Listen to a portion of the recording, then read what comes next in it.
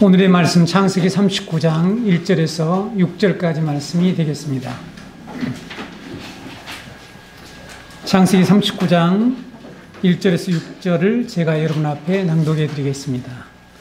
요셉이 이끌려 애굽에 내려가매 바로의 신하 친위 대장 애굽 사람 보디발이 그를 그리로 데려간 이스마엘 사람의 손에서 요셉을 산이라. 여호와께서 요셉과 함께 하심으로 그가 형통한 자가 되어 그의 주인 애굽 사람의 집에 있으니 그의 주인이 여호와께서 그와 함께 하심을 보며 또 여호와께서 그의 범사에 형통하게 하심을 보았더라.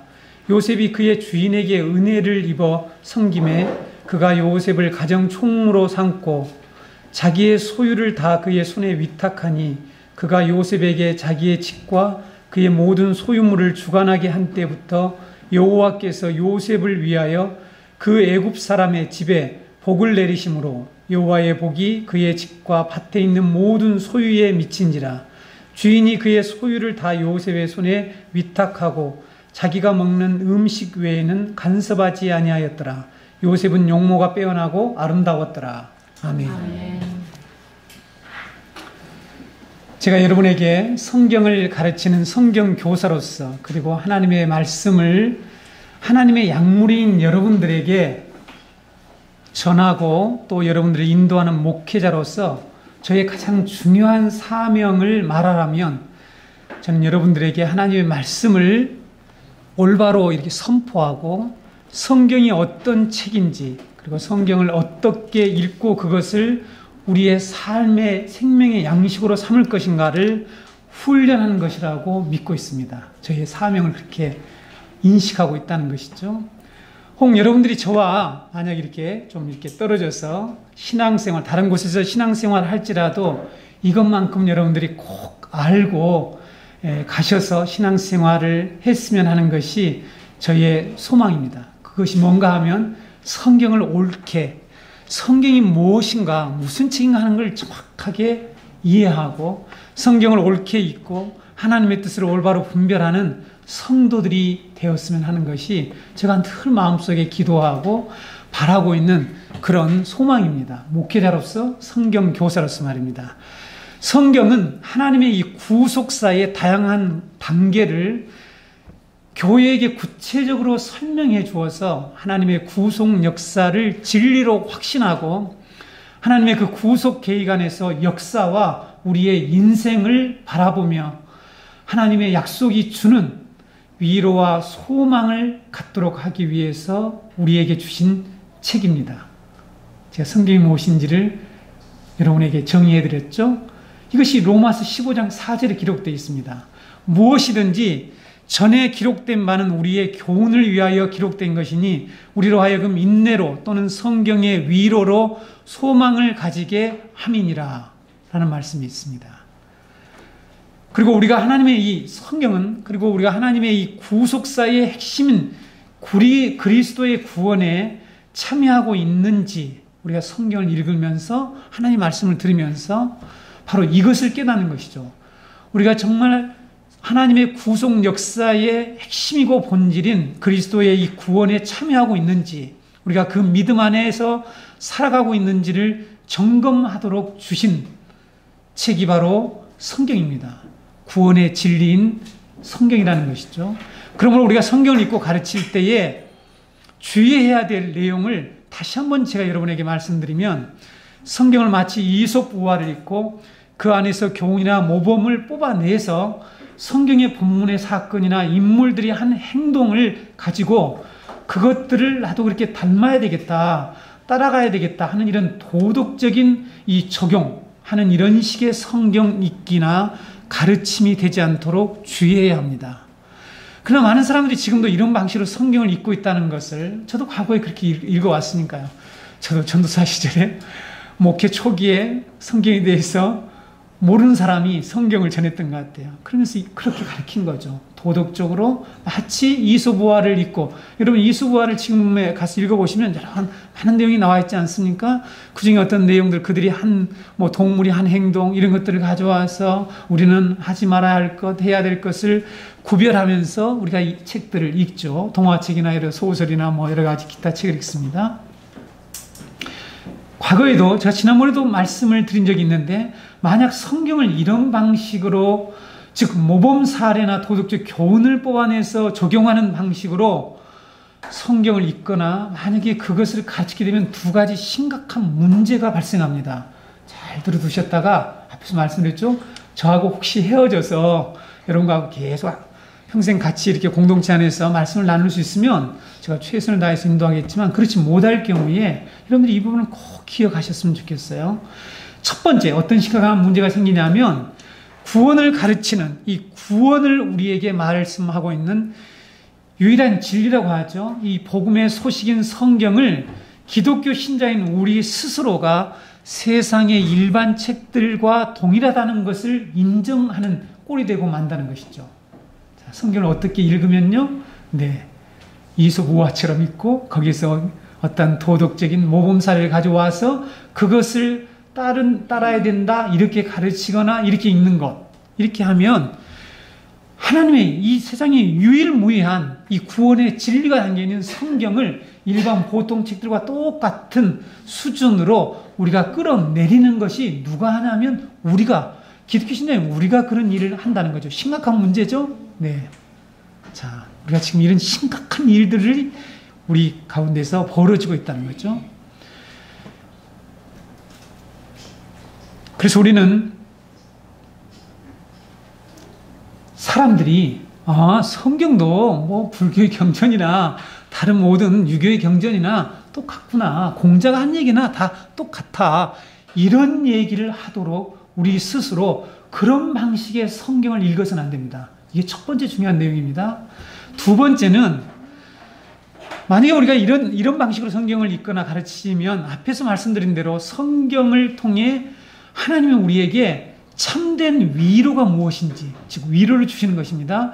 소망을 주시려고 하는데 이런 소망을 가질 수가 없는 심각한 문제가 발생한다는 거죠.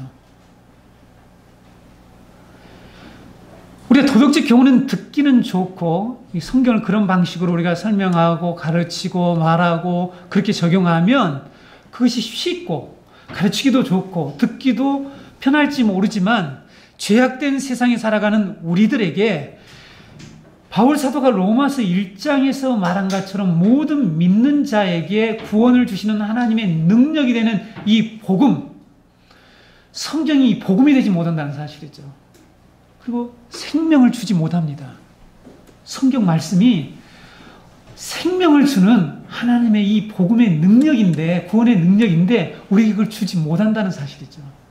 자, 우리가 그동안의 교회를 오랫동안 다녔지만 우리에게 하나님의 이 생명이 역동적으로 우리 안에서 살아 움직이지 못한 이유가, 그 근원에는 성경을 읽는 이 방식, 성경을 우리가 다루고 성경을 가르치는 이 방식에 문제가 있다는 것이죠.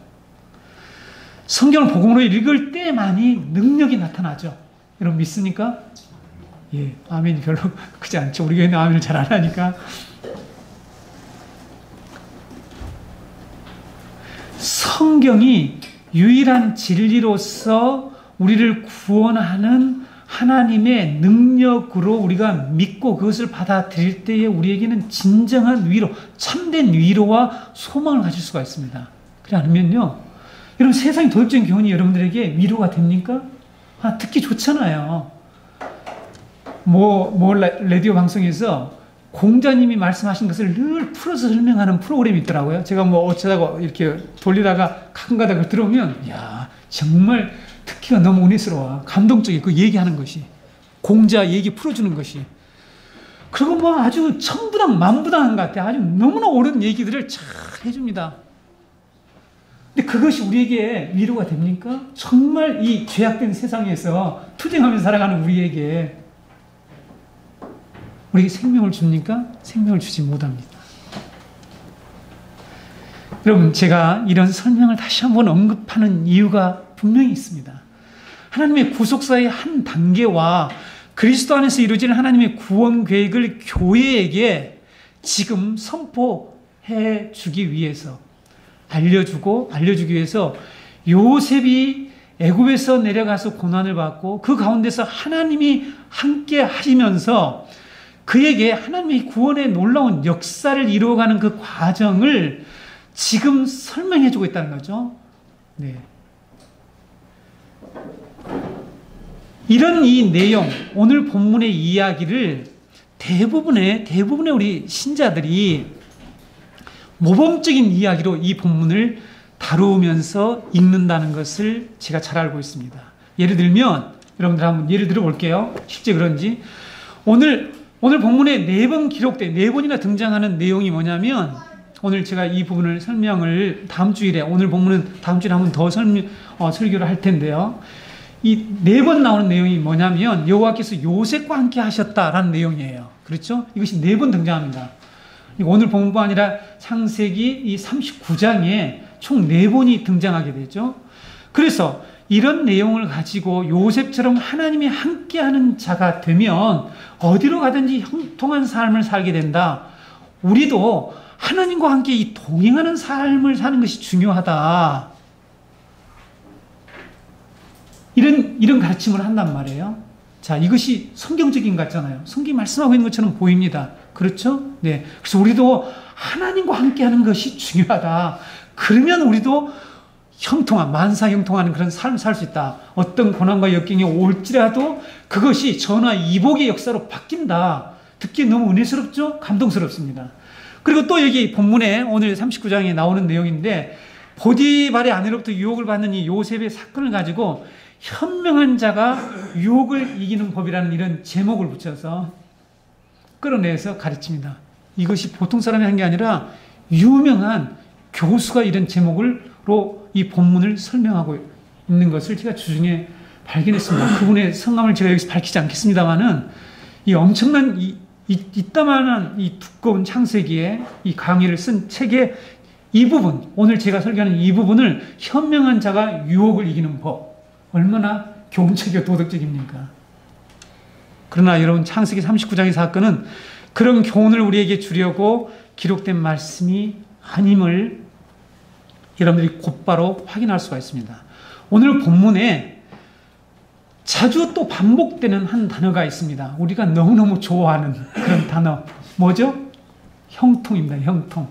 형통이라는 이 단어가 어떤 뜻을 가지고 있는지만을 적어도 정확히 살펴보았다라면, 이것을 제대로만 공부를 했다라면 결단코 이 본문을 그렇게 도덕적으로 어떤 모범사를 뽑아내서 전하지 않았을 것입니다. 여러분, 이 내용이 오늘 본문에 3번 나오게 되죠. 형통이라는 단어니. 자, 2절 말씀에 요셉과 함께 하심, 여호와께서 요셉과 함께 하심으로 그가 형통한 자가 되어, 그 다음에 그 3절에 가게 되면 여호와께서 그의 범사에 형통하게 하심을 보았더라. 23절에 오늘 읽지 않았지만 여호와께서 그를 범사에 형통하게 하셨더라는 내용이 나오죠. 그렇죠? 네. 오늘도 이 복이란 단어, 형통이란 단어가 나오니까 이 본문이 참 우리에게, 이 본문 자체가 우리에게 위로가 되는 그런 말씀으로 우리가 받아들일 수가 있는데, 여기서 사용된 형통이란 말이 어떤 뜻인지를 오늘 제가 여러분에게 분명하게 설명해 드리겠습니다. 형통이란 이 단어가 히브리어로, 여러분 주보에 나와 있죠? 주보의 제목에 나와 있죠? 찰라라고 하는 그런 단어입니다. 이 단어는 창세기 24장 21절에서 그리고 40절에서, 24장 40절에서 이 단어가 나왔습니다. 그런데 우리말에는 전혀 다른 표현으로 나와 있죠. 이 내용이 어떤 내용입니까? 아브라함이 이삭의 아내를 구하려 자기의 종을 보내는 거죠. 그렇죠? 네, 하란으로 보내는 그런 장면이 나옵니다. 구하려 보냈을 때 아브라함 종이 이 말을 사용해요. 찰나라는 이 말을 사용합니다. 자, 24장 21절에 보게 되면 그 사람이 그를 묵묵히 주목하여 하며 여호와께서 과연 평탄한 길을 주신 여부를 알고자 하더니, 24장 40절에 보게 되면 주인이 내게 이르되 내가 섬기는 여호와께서 그의 사자를 너와 함께 보내어 내게 평탄한 길을 주시리니 너는 내 족속 중 내 아버지 집에서 내 아들을 위하여 아내를 택할 것이니라. 여기에 나오는 평탄한 길을 할 때 평탄한이란 말이 형통과 똑같은 단어입니다. 찰라라는 단어예요. 이 말은 아브라함의 종이 받은 사명을 완수한 결과를 묘사하는 데에 사용하고 있습니다. 또박또박 들으셔야 됩니다. 오늘날 많은 성도들이 이 형통에 대한 개념조차도 비성경적으로 가지고 있어요. 그래서 여러분, 하나님 우리 목사님의 집을 형통하게 해주옵소서, 이런 기도 하지 마세요. 형통이 뜻도 모르고 그 잘못하게 되면 망하란 뜻도 될 수가 있습니다. 네? 하나님 우리 집사님, 우리 공동체를 형통하게 해줘서 성경적인 개념으로 말하지 않고 그런 기도를 우리가 할 수가 있단 말이에요. 실제로 하고 있죠. 네. 우리 집사님의 집을 형통하게 해달라 막 신방 가가지고 막 이렇게 쏟아서 막 아주 막 고봉으로 이렇게 기도를 한단 말이에요. 고봉이 뭐, 일본 말인데, 네. 더블로 영어로 얘기하면, 네. 아주 위험합니다. 오늘 말씀을 듣고, 여러분, 성경이 말하고 하는 이 형통한 자, 형통한 삶이 무엇인지를 분명히 이해하셨으면 좋겠습니다. 그러니까, 이 형통, 찰나라는 단어는 상태를 말하는 것이 아니에요. 우리가 형통한 삶 하면은 뭐예요? 모든 것이 잘 풀린다, 이런 개념이 들어오잖아요. 그렇죠? 남들보다 뭔가 지금 낫다, 지금 이 꼬이던 일들이 아주 술술 풀려나간다, 이런 어떤 상태를 우리가 생각을 하잖아요. 그렇지 않습니까? 그런 상태를 말하는 것이 아니에요. 하나님이 어떠한 일을 이루어 주셨는지 그 결과, 그 여부, 즉 성취를 말하기 위해서 사용하는 말이에요. 성취를 묘사하기 위해서 사용하는 말이 형통이라는 뜻입니다. 찰나라는 이 단어가, 이것을 확고하게 알 수 있는 한 성경 구절을 말씀해 드릴게요. 찰나라는 이 단어, 형통이라는 단어죠. 이 단어가 예수 그리스도의 고난을 예언하는 이사야 예언에서 사용되고 있어요. 사용되고 있는데, 이사야 예언에서 어떻게 사용하는지를, 어디에 사용되는지를 보겠습니다. 너무너무 중요한 본문이죠. 이사야 53장 10절입니다. 여호와께서 그에게 상함을 받게 하시기를 원하사 질고를 당하게 하셨은즉, 지금 고난을 당하고 있는 상황입니다. 요셉이 마치 지금 애굽에 내려가서 수많은 고난을 당하는 것과 예수님이 지금 고난을 당하는 것과 이 대등하게 비교하고 있죠. 요셉은 예수 그리스도의 모형이라고 그랬습니다. 당하셨은즉 그의 영혼을 속건제물로 드리기에 이르면 그가 씨를 보게 되며 그의 날은 길 것이요 또 그의 손으로 여호와께서 성취하시는 뜻을 성취하리로다. 여기 여호와께서 기뻐하시는 뜻을 성취하리로다라고 하는 여기에서 이 성취라는 단어가 형통이라는 단어예요. 여러분들이 히브리어를 안다면 제가 바로 여기에다가 딱 보여줘서 이 단어가 또 여기서 사용된 걸 금방 확인할 수가 있죠.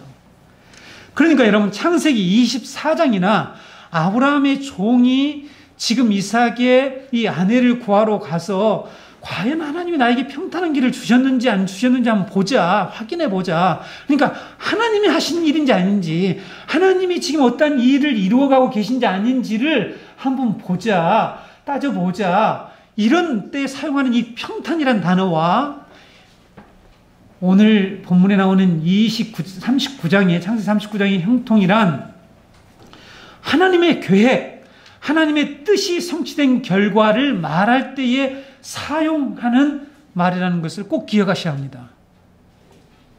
요셉의 이 이야기를 가지고 형통한 삶을 사는 비결이라는 제목을 붙여서 하나님이 함께 하시면 우리의 모든 일이 어떤 상황에서도 잘 풀려나가게 될 것이다.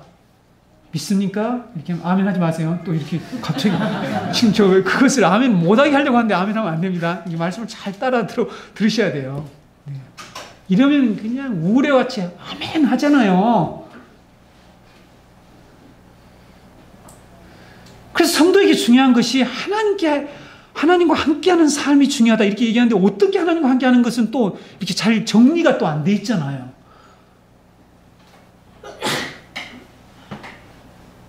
여러분, 이것은 이 본문이 말하고자 하는 내용이 아닙니다. 그래서 그것이 은혜스럽게 들리고 감동적으로 들릴지라도 여러분 그렇게 이해하시면 안 되고 그런 말씀을 받아들이면 안 됩니다. 여호와께서 요셉과 함께 하심으로 요셉이 범사에 형통하였다라는 이 말씀은 우리가 생각하는 것처럼 어려운 가운데서도 형편이 잘 풀렸다는 뜻이 아니고 하나님의 약속이 성취되고 있다는 것을 지금 말씀하고 있는 거죠. 요셉은 지금 하나님의 뜻을, 하나님의 계획을, 하나님이 이미 자신의 조상들에게 하신 그 약속을 성취시켜 나가는 그런 증거를 보여주는 자다. 이것이 형통한 자라는 것 뜻입니다. 요셉이 애굽에 내려가서 일어난 일들은 하나님께서 아브라함에게 하신 약속을 성취하기 시작한 사건이죠. 잘 또박또박 들으셔야 됩니다. 한마디 한마디가 매우 중요하니까요. 하나님은 그 고난 가운데 있는 자기 백성들과, 그래서 이 사건을 통해서 하나님 지금 고난 가운데 있는 자기 백성들과 지금도 함께 하시며 자기 백성들과 영원히 함께 하실 이 아브라함에게 약속하신 그 하나님의 나라가 그리스도 안에서 궁극적으로 완벽하게 성취될 것을 교회에게 믿음으로 주시기 위해서 확신시켜 주시려고, 그래서 그 증거까지 다음 주일에 하는 내용은요, 그 증거를 지금 보여주는 거예요. 요셉 때문에 보디발의 집이 복을 받은 것은 하나님께서 지금 하나님의 언약이 성취된 증거를 보여주는 것이지, 우리가 생각한 것처럼 우리가 하나님께 잘 보이고 뭘 잘하면 하나님께서 우리에게 형통하게 해줘서 우리 일이 잘 풀리고 막 옆집까지 그냥 복이 넘쳐서 주고 막 나눠주고 막 이런 뜻이 아니라는 거죠. 그런데 우리는 형통을 아주 성경과는 거리가 먼 그런 개념으로 지금 이해하고 있습니다. 요셉의 삶은 장차 그리스도가 오셔서 하실 일들이죠. 그것을 교회에게 증거해 줌으로써 고난과 모든 것이 실패처럼 보이는 환경에서도 하나님의 언약이, 하나님의 약속이 지금 이루어져 가고 있다는 것을 믿는 교회, 그 교회가 되기를, 그것을 확신하는 교회가 되도록 하기 위해서 이 말씀을 주셨다는 것이죠. 근데 이것을 너무 자기 중심적으로, 인간 중심적으로 가져와서, 하나님께 이렇게 하면 우리에게, 오늘 그런 내용이 전혀 없어요. 요셉은 뭘 잘해서 지금 이렇게 이 형통했다는 내용이 전혀 안 나옵니다. 요셉이 무엇을 헌신을 많이 해서, 요셉이 무슨 일을 막 충실하게 해서, 성실하게 해서. 그래서 제가 보는 그런 내용 중에 하나님 앞에 성실한 자, 하나님의 백성의 지도자 될 자는 하나님께 성실한 자가 되어야 된다. 그러면 이렇게 형통한 자는, 이런 식으로 논리를 펴나가면서 설명하고 이 본문을 얘기하는 걸 보고 제가 이건 아닌데 안타까웠습니다. 여러분, 그렇게 이 본문을 이해하시면 안 됩니다. 오늘 말씀 일지로 보게 되면 요셉이 형들에 의해서 이스마엘 사람의 손에 팔려 애굽으로 내려갔다라고 말씀하고 있죠. 그리고 계속해서 보면 애굽 사람 보디발이 요셉을 그 장사꾼, 이스마엘 그 장사꾼들에게 샀고, 요셉은 애굽 사람 집에서 종살이를 하고 있었고, 나중에는 뭐까지 되냐면 가정 총무, 이렇게 이 종들 중에 종들 중에 최고 이렇게 관리하는 그런 종이 되었다라고 말하고 있죠. 보디발 집에는 종들이 많이 있었을 테니까. 요셉이 애굽의 종으로 팔려가게 된 이 일은 요셉의 형들의 계획에 의해서 요셉이 애굽에 팔려가게 된 것처럼 보이지만 사건이 겉으로는 그렇지 않습니까? 그러나 요셉이 애굽에서 당하는 이런 고난, 애굽에 팔려가게 된 것, 이 모든 것, 장차 자기 형제와 온 가족을 구원하기 위한 준비 과정이죠. 그렇죠? 우리가 나중에 사건을 알고 있지 않습니까? 우리는 이미 계시를 가지고 있기 때문에 하나님께서는 요셉의 고난을 통해서 그의 가족과 모든 애굽 사람을 구원할 계획을 하나씩 지금 진행시키고 실천해 가고 계신 것을 보여주는 내용이죠. 이 사건이. 그렇죠? 요셉이 애굽에 내려감으로써 나중에 이스라엘 백성들은, 그리고 또 애굽에서 400년간 노예 생활을 하게 되죠. 그렇죠? 이스라엘 백성들이 애굽에서 400년 동안 노예 생활하는 것이 시작점이 여기지 않습니까? 그렇죠? 여기라고 할 때에, 출발점이 여기라고 할 때 하나님의 약속이 지금 성취되어 가고 있는 것이죠. 그렇죠? 그 단계를 하나하나 보여주는 것이죠. 이것을 구속사의 단계라는 것이죠. 이 단계를 교회에게 하나하나 보여준다는 것이죠. 성경은 그것을 우리에게 얘기하고 있는 것이지, 이소부화처럼 우리가 어떤 내용을 읽고 도덕적으로 적용해서 그렇게 살면 이렇게 이런 일이 벌어지고 이 얘기하려고 하는 것이 아니라는 것이죠. 이스라엘 백성들이 애굽에서 400년 동안 노예 생활을 하게 된 것은 하나님이 그들의 조상 아브라함에게 약속하신 내용이었습니다. 자, 이미 우리가 창세기 15장에서 배웠죠. 그렇죠? 하나님이 3년 된 암소와 암염소와 순양과 비둘기와 집비둘기를 잡아놓고 아브라함과 언약을 맺으면서 이런 말씀을 하셨죠. 창세기 15장 12절에서 16절을 보게 되면 해질 때에 아브라함에게 깊은 잠이 임하고 큰 흑암과 두려움이 그에게 임하였더니 여호와께서 아브라함에게 이르시되 너는 반드시 알라 내 자손이 이방에서 계기되어 그들을 섬기겠고 그들은 400년 동안 내 자손을 괴롭히리니 그들이 섬기는 나라를 내가 징벌할지며 그 후에 내 자손이 큰 재물을 이끌고 나오리라. 너는 장수하다가 평안히 조상에게 돌아가 장사될 것이요 내 자손은 4대 만에 이 땅으로 돌아오리니 이는 아모리 족속의 죄악이 아직 가득 차지 아니함이니라 하시더니 하나님이 아브라함과 언약을 맺을 때에 너의 후손이 400년 동안 이방에서 계기된다. 나그네가 되어서 그들을 통해서 그 이방인을 통해서 괴롭힘을 당하게 될 것이다 라는 말씀을 하셨죠. 지금 이 말씀이 성취되기 위하여서 첫 단계가 시작되고 있는 사건이 요셉이 애굽으로 팔려간 사건이고 거기서 고난을 당하는 사건이라는 것입니다. 그래서 창세기 저자는 이 일을 가리켜서 요셉이 형통한 자가 되어 이렇게 되어 있는 거예요. 그의 범사가 형통하였더라 이렇게 지금 묘사를 하고 있다는 것입니다.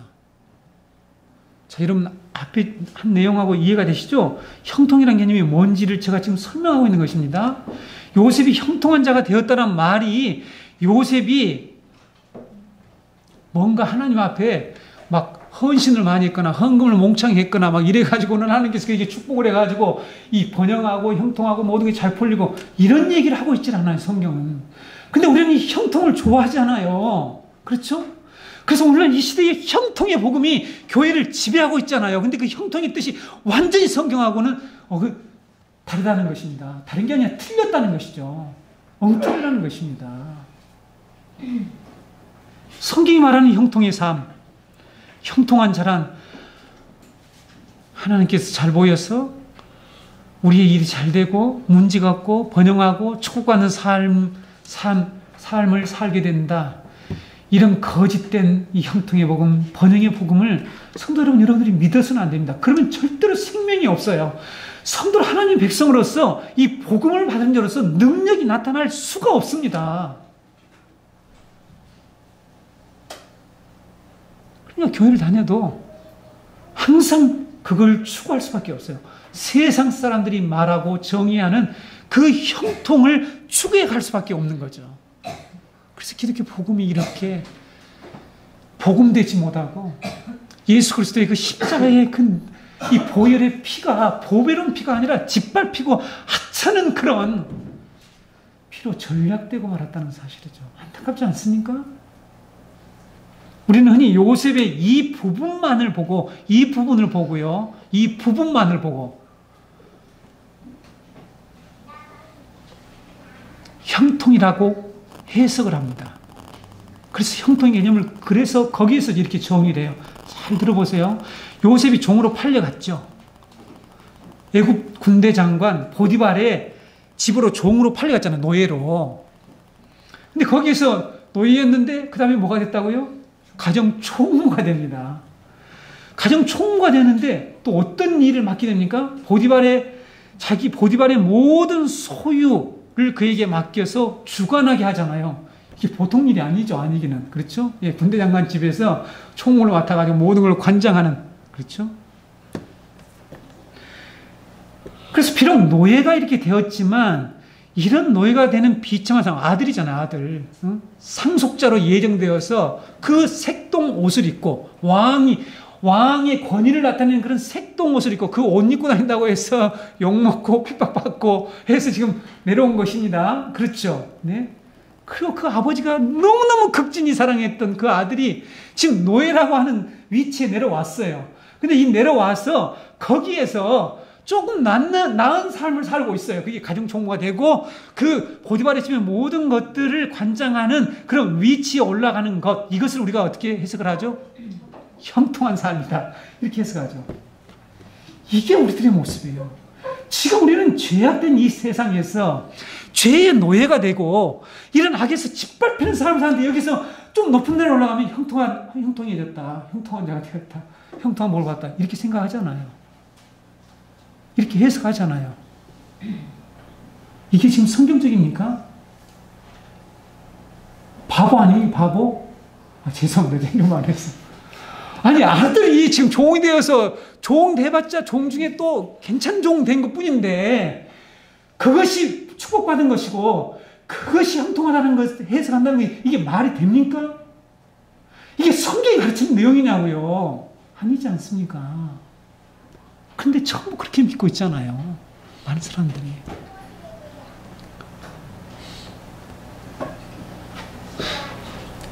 여러분, 형통을 이렇게 이해하거나 생각하고 해석해서는 안 됩니다. 3절 말씀을 다시 보시기 바랍니다. 무엇 때문에 요셉을 형통한 자라고 말하고 있는지를 보시기 바랍니다. 그의 주인이 여호와께서 그와 함께 하심을 보며, 또 여호와께서 그의 범사에 형통하게 하심을 보았더라. 자, 여러분 보세요. 지금 우리가 만약에 요셉이 가정 총무가 된 것이 형통 아니냐, 그래서 형통한 자라고 성경이 말하고 있는 게 아니냐, 그래서 모든 걸 관장하니까 괜찮은 사람 아니냐, 그렇게 형통한 삶을 산 거 아니냐, 이렇게 말하는 것이 옳은지 그런지를 먼저 보자는 것입니다. 이 말씀 자체를 통해서. 자, 보디발이 요셉을 가정총무로 삼은 것이 무엇 때문이라고 말씀하고 있죠? 3절에서 요셉이 잘나서, 요셉이 지혜로워서, 요셉이 다른 사람들보다 무슨 뭐 똑똑하고 막 다른 종들보다 일을 열심히 하는 거 딱 눈에가 쏙 들어가지고 너 가정총무해라 이렇게 해서 임명 딱 이렇게 했다라고 얘기하고 있지 않습니다. 그런 내용이 전혀 없어요. 성경에 있습니까? 없습니다. 여호와 하나님이 요셉과 함께 계심을 보았기 때문이라고 얘기하고 있죠. 첫 번째. 두 번째는 요셉이 하는 일마다, 그의 손으로 하는 일마다 찰나하게 해주시는 것. 이 찰나라는 말을 형통, 평안, 아까 성경 여러 가지 성취 이렇게 번역하고 있기 때문에 제가 원문으로 얘기할게요. 찰나하게 해주시는 것을 보았기 때문에 가정 총무로 세우고 모든 소유를 그에게 맡겼다라는 것이죠. 그것이 4절 내용이지 않습니까? 이해가 좀 안 되시면 과거로 다시 돌아가겠습니다.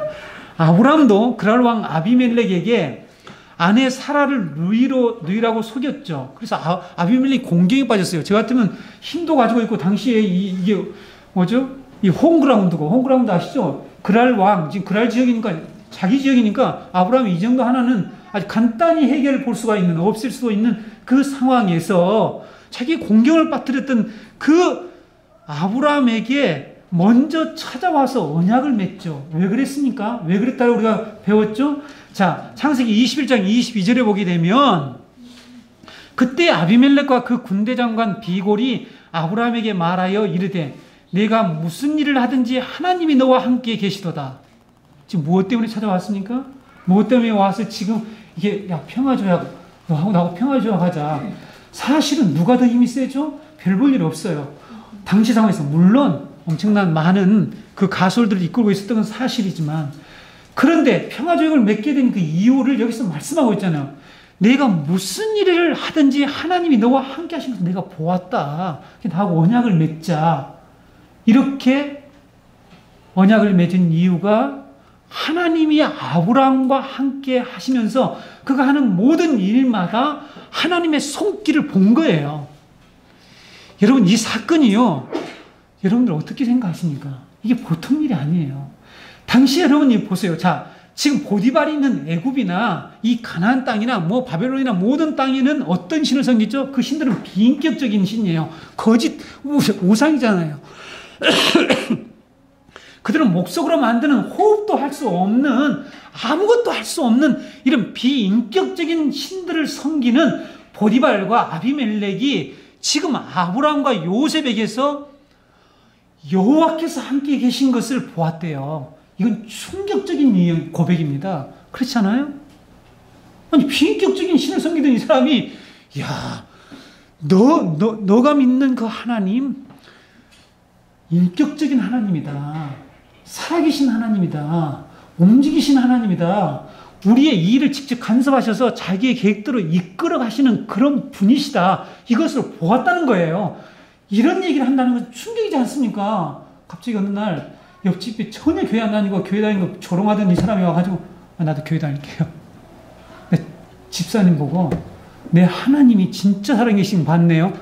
이렇게 얘기하면 이 사람이 뭔가 엄청난 충격을 받은 거죠. 어떤 그 과정이 있었겠죠. 여러분, 하나님의 형통한 삶이 뭔지, 성경 하나는 형통한 자가 뭔지를 여러분 성경을 이렇게 깊이 자세히 보면 그런 그 세속적이고 정말로 엉터리 같은 그 헛되고, 좀 심하게 얘기하고 싶지만 강단님께 제가 좀 절제하겠습니다. 그런 내용, 그런 설명을 할 수가 없어요. 그런 쓰레기 같은, 죄송합니다. 죄송해요. 제가 강대상에서 그런 얘기를 했어요. 요즘 쓰레기가 유행하더라고요. 그래서 제가 잠시 한번 썼습니다. 그런 얘기를 할 수가 없습니다. 하나님이 자기 백성과 함께 하시며 인격적으로 대우해 주시는 것을 아비멜렉과 보디발이 보았다고 말하고 있죠. 그것 때문에 지금 누구를요? 요셉을 형통한 자라고 얘기를 하는 것입니다. 그래서 가정 총무를 세워준 거예요. 이 사람이 무슨 헌신을 많이 하고 예배를 잘 드리고 어쩌고 해가지고는 하나님으로부터 받아낸 그런 결과가 아니라 하나님이 지금 함께 계시면서 당신의 계획을, 당신이 약속한 것을 지금 이루어가고 계신다는 것을 보여주는 거죠. 그것을 누가 보았다고요? 전혀 하나님이 모르는 사람까지도 보았대요. 이런 삶을 살고 있는 사람을 가리켜서 형통한 삶을 살고 있다. 형통한 자라고 성경은 말하고 있다는 것입니다. 다르지 않습니까? 우리가 알고 있었던 것하고는 너무 차이가 나지 않습니까? 성도에게 형통한 삶이 무엇인지, 형통한 자가 어떠한 자인지를 분명히 말씀해 주는 그런 내용이에요. 인격적인 하나님, 살아계신 하나님, 약속하시고 언약하시고 그것을 하나하나 차근차근 성취시켜 나가시며 실천하시고 이루어 가시는 우리의 삶 가운데서, 우리의 인생 가운데서 그것을 또박또박 정확하게 시작하시고 이루어 가시는 것을 드러내는 그 삶, 그것이 나타나는 그런 삶을 가리켜서, 근데 그것이 우리 보기에는 비참하네요. 노예의 삶이에요. 그렇죠? 도토리 키 재봤자 가정 총무인데 좀 나은 건데 그걸 형통한 삶이라고 얘기하는 게 아니라는 것을 꼭 기억하셨으면 좋겠습니다. 여러분, 이 세상에서 아무리 잘나고 높은 사람이 되고 해봤자 노예예요. 그렇죠? 예수 믿지 않으면 결국은 지옥의 땔감 받게 되질 않아요. 그렇기 때문에 그걸 형통이라고 이해해서는 안 됩니다. 하나님의 백성들은 결코 그렇게 이해해서는 안 됩니다.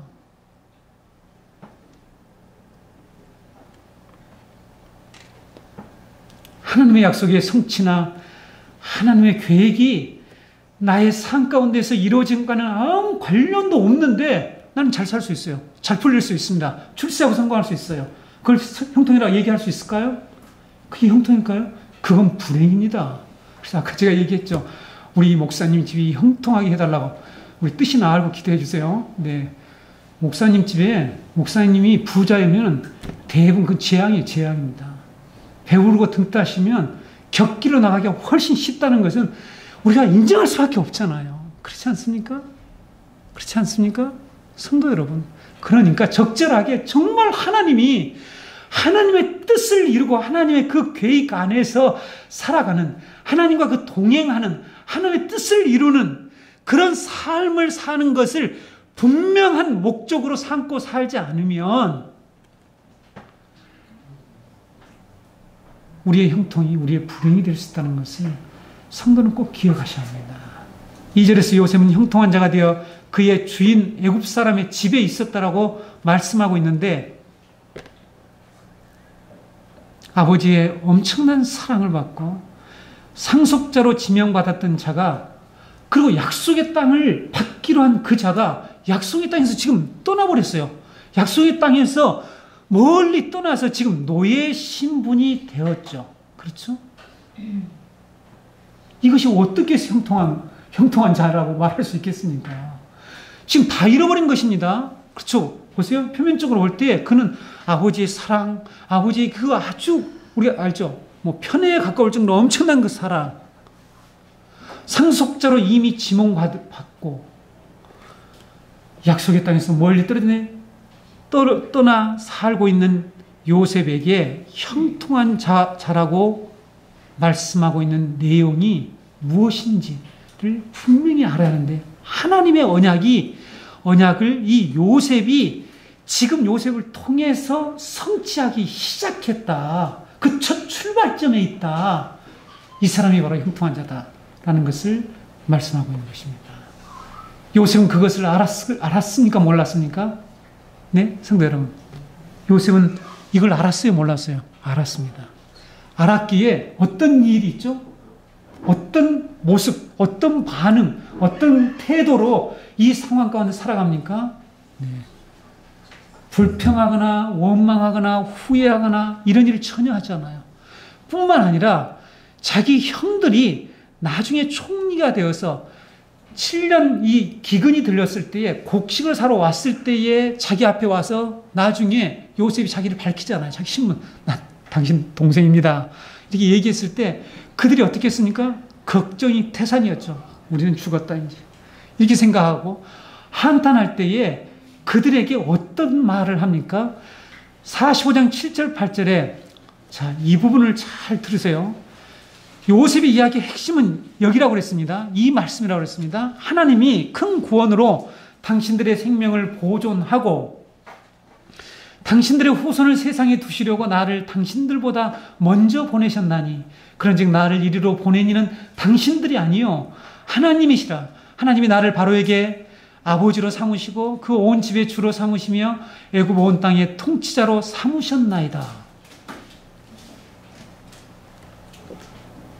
성도가, 교회가 정말 확신해야 될 게 뭐냐면, 우리의 이 삶에 부정적으로 보이는 이런 모든 것조차도 우리가 앞에서 다 배웠습니다. 하나님 그것을 이용하셔서 하나님의 구원 계획을 이루어 가시는 분이라는 것을 우리가 앞에서 배웠습니다. 네, 37장, 38장에서 계속 배웠죠.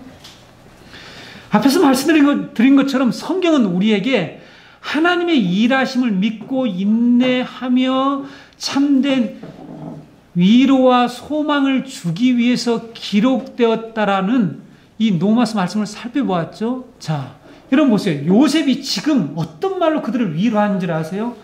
하나님이 큰 구원을 우리에게 베푸시기 위해서 나를 당신들보다 먼저 보낸 것이다. 당신들이 나를 보낸 게 아니다.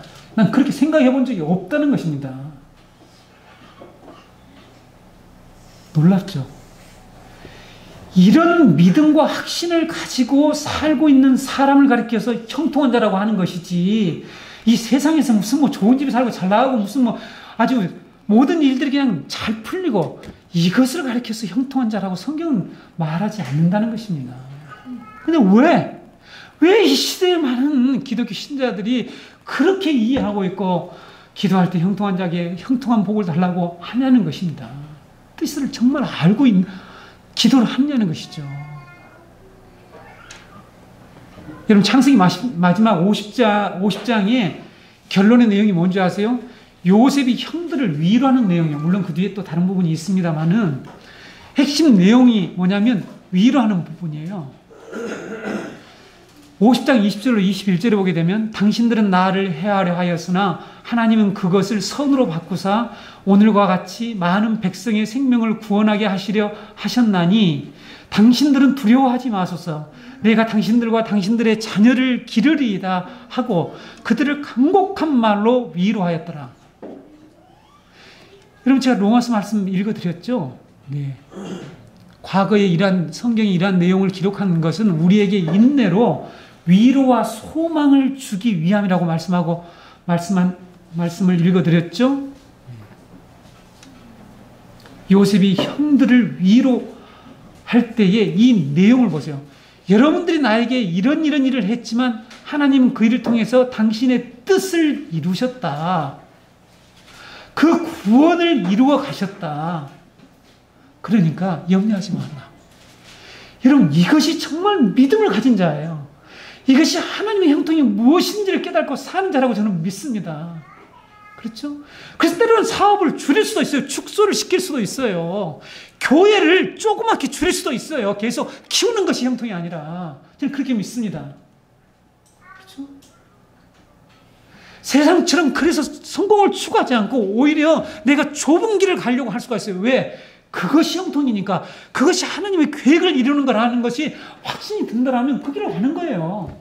내가 그냥 계속해서 낮은 계급의 직장생활을 할 수 있어요. 남들처럼 그냥 수단과 방법을 겉모술술 다 사용해서 남들을 짓밟고 피를 흘리면서 높은 데 올라가려고 하는 것이 아니라,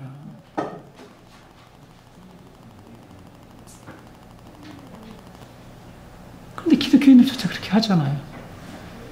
교회에서조차도 그러잖아요. 부목사를 짓밟아서 그냥 계속 자기 높은 위치에 앉으려고 하는 사람 뭐 등등이 아주 좀 심각하죠. 참, 우리가 도대체 복음을 믿고 예수님을 믿고 하나님의 구원 계획을 믿는다라고 하는 그 의미를 정말 제대로 안다라면 진정한 위로를 다른 사람에게도 할 수 있고 우리가 그런 위로 가운데 살아갈 수 있어요. 요셉이 얼마나 억울하고 비참했겠어요. 여러분 지금 뭐 가정총무좀 뭐 감옥에 가서도 간수장하고 막 이러니까 괜찮다, 형통하네. 아, 역시 형통하구만. 어디 가든 이렇게 해석하면 안 된다니까요. 그렇게 해석하면 안 됩니다.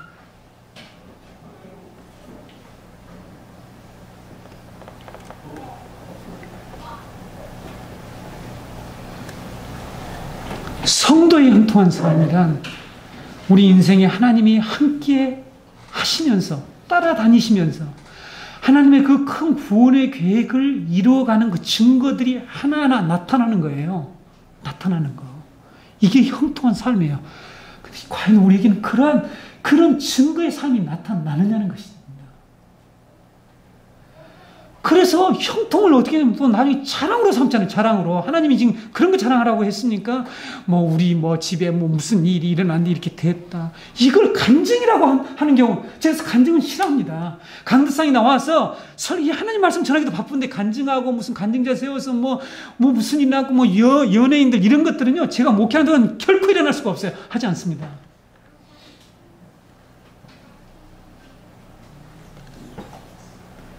성도 여러분, 교회는 세상의 잣대로 형통을 말하거나 평가해서는 안 됩니다. 하나님이 함께 하지 않으셔도 세상적으로 잘 나가는 집들이 사람들이 얼마든지 있지 않습니까? 자식도 잘 되고 큰 문제도 없이 행복하게 사는 사람들이 저는 있다고 생각합니다. 그렇죠? 주위에 있습니까? 없습니까? 있잖아요. 교회 안 다니는데 잘 나가는 사람들. 그래서 신자들 중에요, 이런 상황을 보고 혼동스러워하거나 혼동하는 사람들이 있어요. 혼동스러워한다 그랬습니다. 혼동스러워하거나 혼동하는 사람들이 있어요. 하나님을 믿지 않는 사람인데도 잘 되고 모든 것들이 잘 풀리고 하는 것을 형통으로 생각하는 사람들이 있다는 거죠. 그래서 하나님이 우리에게 말씀하시는 이 형통을 올바로 깨달지 못하게 되죠. 이것이 여러분 우리로 하여금 힘을 잃게 만들고, 복음이 있어도 하나님이 구원하는 그 능력의 복음이 성경에 나타난 이 사도들에게서 우리가 보는 그런 삶처럼 그런 삶이 우리에게 나타나지 않는 결정적인 원인이라고 저는 생각합니다. 요셉처럼 모든 것이 뒤틀린 것처럼 보이고 사람들에게 실패자처럼 보이고 모든 꿈이 산산조각 난 상태에 있는 것처럼 보일지라도 그런 인생 가운데에서 하나님의 계획이 이루어지고 있다는 것을 믿는 사람, 이것은 내가 형통하다는 확신을 가질 수가 있습니다. 여러분 꼭 그런 신자가 되셔야 합니다.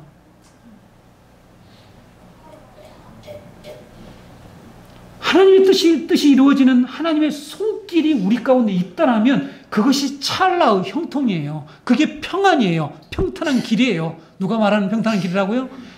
얘기했잖아요. 아브라함의 종이 평탄한 길을 주신 여부를 내가 확인해 보겠다. 그것은 하나님의 계획을 아브라함이 미리 얘기했지 않습니까? 우리가 지난번에 살펴본 것처럼.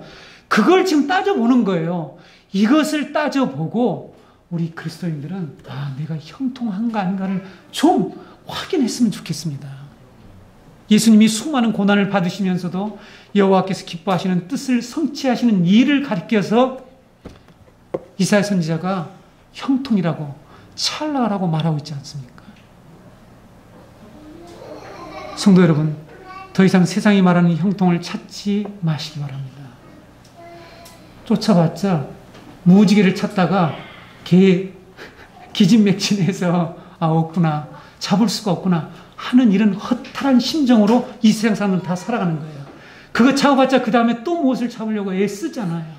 그렇죠? 그래서 그 사람들이 형통하지 않아요. 실제 형통한 것처럼 보이는데 그 사람은 뭔가 계속해서 무엇을 추구하고 찾고 그 욕망을 끊임없이 확장시켜 나가면서 계속해서 형통을 또 찾고 있는데 그들이 말하는 형통은 형통이 아닙니다.